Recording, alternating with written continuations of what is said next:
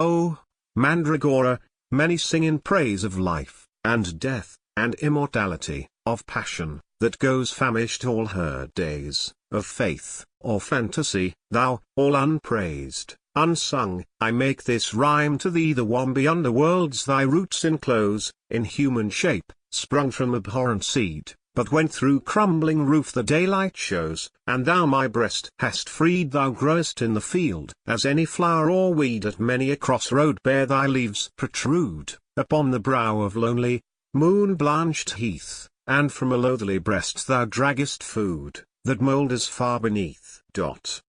Whereon a crazy moon stares out and bares her teeth, and sometimes, in the purblind face of morn, the stealthy hinds slink out to gather thee, then shudder, as thy shrieking roots are torn, and turn at last, and flee, leaving a slimy pulp that bleedeth suddenly.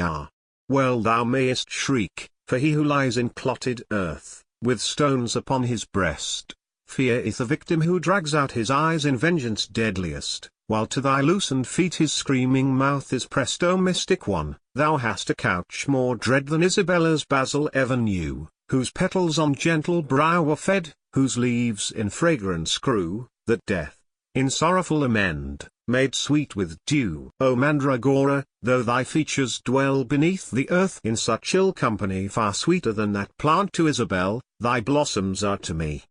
Thou root of dreamless sleep, take this in praise of thee. Close thou Pandora's casket, by whose aid that goddess Discord queens the escaped woes. She had no power to hinder or dissuade, yet Mandragora shows a hope uncabined, and a peace that conquers those. From the nepenthe doth her pitcher fill, that barters with the merchandise of grief, and for all suffering and every ill hath such a sweet relief, that sleep the haven seems, and pain the voyage brief. Thou throw still gardens in the timorous dusk, when all the sky is purpled with the pain of dying day, dost walk, and myrrh and musk fall from thy misty train, and totter all about, and are caught up again there. The lulled world within the opiate blue forgets her long-continued pain, and falls into an easy sleep.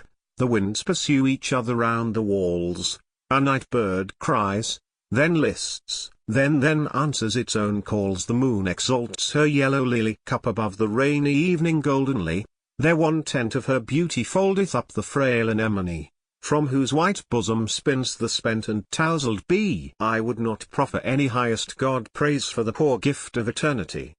When sin has sucked the honey from its rod, and reason bows the knee, and fame beats out her torch, what fire, what feast, for me when sense is numb, and song forgets her chant, and beauty swells the ashes of the dead, and love's denied white breast forgets to pant beneath some lovely head.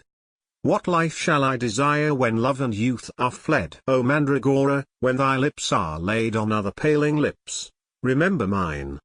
Beneath thy kiss all other kisses fade, let life herself resign her breath upon thy lip, her being unto thine. Then all in vain my golden trump declare, no flickering lid shall Thracian music raise, and Pan in vain shall pipe his cunning air in secret woodland ways. My closty lips shall sing my triumph and my praise. O Mandragora, we have pledged our vows, and I will spill for thee my cup of wine. Though poets few have woven for thy brows a coronet divine, give thy immortal gift, these verses shall be thine.